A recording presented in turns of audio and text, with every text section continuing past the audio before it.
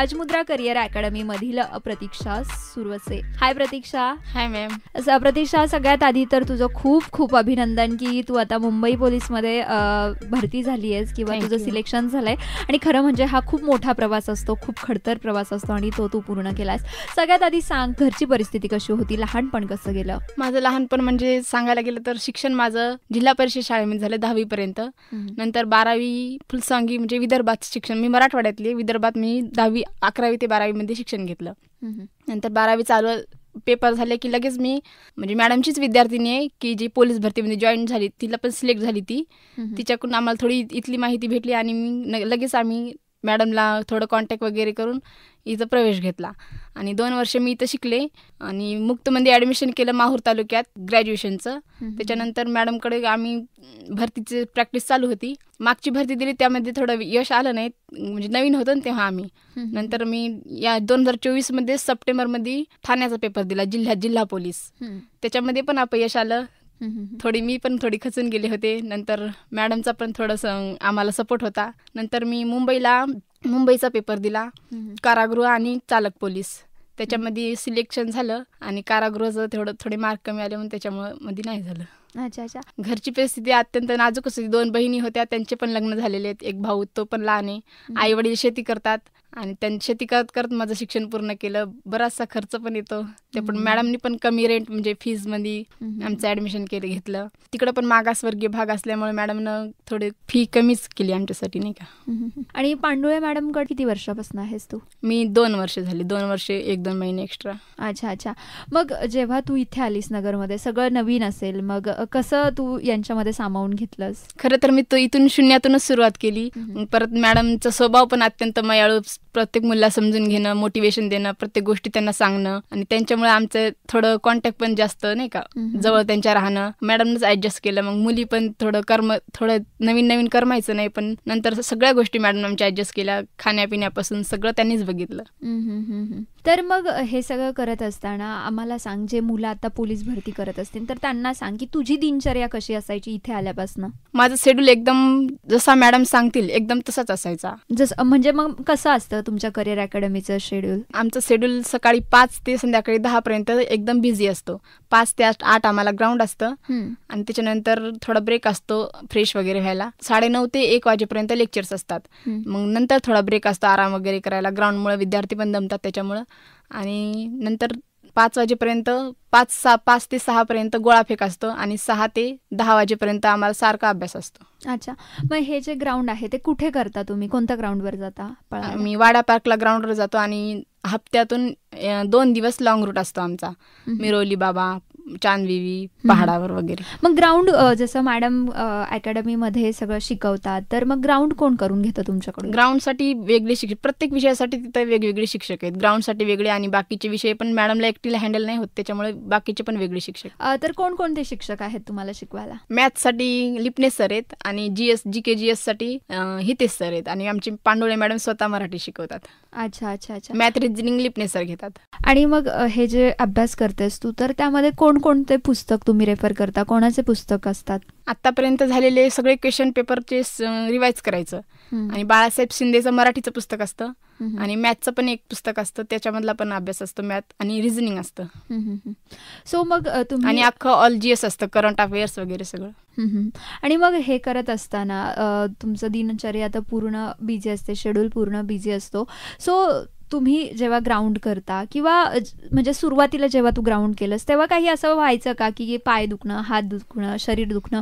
मग अशा वेळी काय करायचं? खरं तर मी शून्यातून सुरुवात केली आणि अनिल सर ते पण आम्हाला खूप छान शिकवायचे आणि त्यांच्यामुळे पण थोडं सपोर्ट भेटायचा. त्याच्यामुळे आम्हाला ते सगळे सर सांगायचे, काय खाणं पिणं व्यवस्थित ठेवणं, पाय दुखल्यावर काय करायचं आणि स्टॅमिना येण्यासाठी काय करायचं, भरपूर जेवण करायचं, पाणी प्यायचं, चांगलं व्यवस्थित डाएट घ्यायचं वगैरे, ते सगळं सांगायचे. अच्छा. आणि मग तू याच्या आधी कितीदा भरती दिली आहेस, कितीदा एक्झाम दिली आहेस? मागच्या भरतीमध्ये मी 2 वर्ष इथं प्रॅक्टिस करते, त्याच्यामुळं मागची भरती काय मला देता आली नाही. त्याच्यामुळं ते 6 महिने झाले होते इथे येऊन. तेव्हा मी नवीनच होते, तेव्हा काही तेवढं समजायचं नाही वगैरे, नाही का.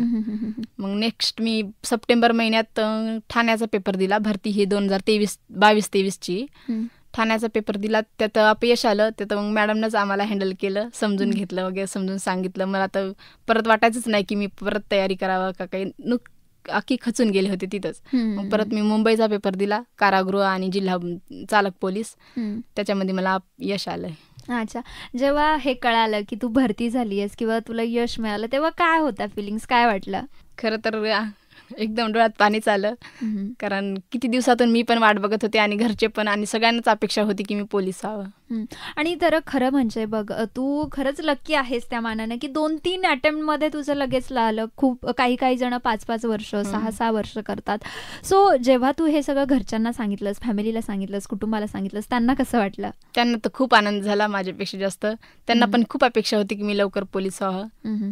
तुझी जॉईनिंग कधीची आता? आणखी सध्या तर नाही, आणखी काय आलं नाही माहिती वगैरे.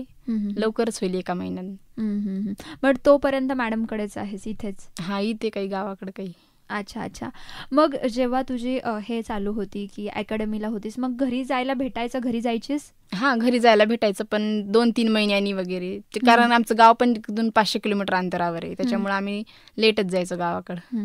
आणि जेव्हा घरी जायचीस तेव्हा घरच्यांचं कसं असायच्या प्रतिक्रिया, काय वाटायचं त्यांना, काय म्हणायचं तुला प्रत्येक वेळी? त्या मी गेल्या परत असायचं की कधी पोलीस होती. त्यांना असं आतुरता होती मी पोलीस होण्याची, आणि त्यांच्यासाठीच मी पोलीस झाले. आणि मॅडमचं जे म्हणजे खरं तर जेव्हा शिक्षक आपल्याला शिकवतात ते आपलं स्वप्न कमी असतं आणि शिक्षकांचं आपल्यापेक्षा जास्त असतं, मोठं असतं. आणि माझ्यापेक्षा आनंद तर त्यांनाच खूप झाला. हो, मग त्यांना जेव्हा तू कळालं की तू आता भरती झालीस तेव्हा त्यांच्या काय प्रतिक्रिया होत्या?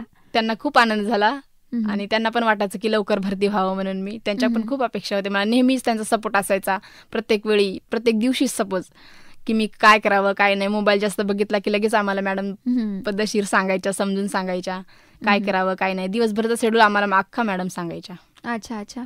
आणि हे सगळं करत असताना अनेक चुका आपल्याकडून होतात. आपण असं कधी झालंय का की मॅडम ओरडल्या चूक झाल्यामुळे? हा, होतं.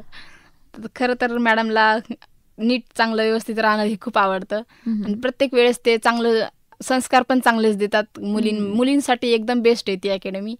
आणि मुलींकडे जाणं येणं म्हणजे ही मुलगी कुठं जाते काय नाही, अख्खं लक्ष मॅडमचं असतं. अच्छा, आता तुझ्यासारख्या अनेक मुली तिथे असतील ज्या अजूनही कष्ट करत असतील, अजूनही प्रयत्न त्यांचे चालूच असतील, तर अशा मुलींना काय सांगशील ज्या तुमच्या अकॅडमीतल्या आहेत? त्यांनी पण लक्ष देऊन अभ्यास वगैरे करावा, आपल्या टार्गेटवर फोकस करावं, इकडं तिकडं म्हणजे लक्ष घालू नये, असं हेच मी सांगेन त्यांना.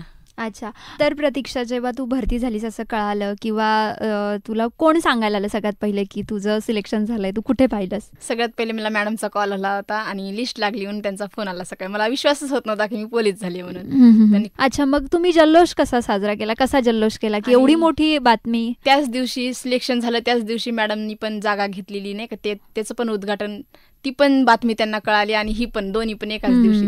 त्याच्यामुळे मॅडमला खूप आनंद झाला. मला नेहमी म्हणायचं तू खूप लकी आहेस. त्यांनी सुरुवात आम्ही त्यातूनच उद्घाटन केलं त्या थोड्या दिवसांनी त्या जागेचं, आणि तिथूनच आम्ही सुरुवात केली, त्या कामाला चालू केली तिथल्या.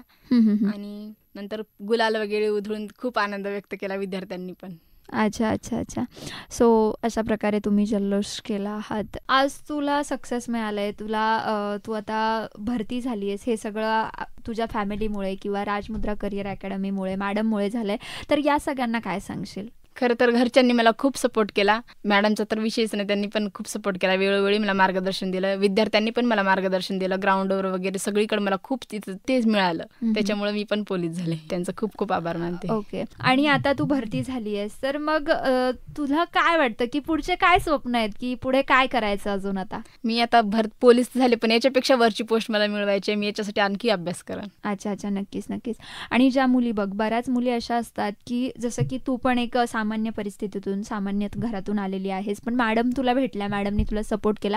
पण आता अनेक मुली असतील ज्या आपला इंटरव्ह्यू ऐकत असतील, आपल्या गप्पा ऐकत असतील, तर त्यांना काय सांगशील की कशा प्रकारे तुम्ही तयारी करा, किंवा कशा प्रकारे बऱ्याचदा काय होतं, जसं तू सांगितलंस की आधी तू केलं होतंस पण नाही झाला, भरती नाही झाली, तुला अपयश मिळालं, तर तू खचून गेली होतीस, पण मॅडमने तुला सांगितलं. तर अशा मुलींना काय सांगशील की ज्या खचून जातात? त्यांनी पण परत तयारी केलेलीच बरं, कारण इथंच थांबणं हे सोपं नाही. त्याच्यामुळे इतके दिवस आपण मेहनत केलेली अख्खी व्हायला जाते. त्याच्यामुळे त्यांनी पण खचून जाऊ नये आणि परत तयारीला लागावं. यश नक्की एक ना एक दिवस मिळतच. नक्कीच. आणि तू आज तुझ्या आई वडिलांना या माध्यमातून काय सांगशील? पुढं पण मी आणखी ही इथंच नाही थांबणार की पुढं पण आणखी एखादी मोठी पोस्ट मी त्यांच्यासाठी मिळवन आणि मॅडमची पण खूप इच्छा आहे की मी आणखी पुढं पण तयारी करायला पाहिजे आणि एकदम मोठी पोस्ट मिळवली पाहिजे. नक्कीच नक्कीच नक्कीच आम्ही पण वाट पाहतोय की तू अजून खूप काही कर. खरं तर हे तुझी सुरुवात आहे असं आपण म्हणूयात. पुढे जा, खूप मोठी हो आणि पुन्हा मी तुला इथेच भेटेल. आपण पुन्हा इथेच गप्पा मारूया, तुझे अनुभव जाणून घेऊयात. आणि आज तू इथे आलीस आणि आमच्याशी खूप छान गप्पा मारलास. तुझा सगळा खडतर प्रवास आम्हाला सांगितलास त्याबद्दल खूप खूप थँक्यू. आणि खरं तर पुन्हा एकदा तुझं खूप खूप अभिनंदन आणि खरंच असेच राहा.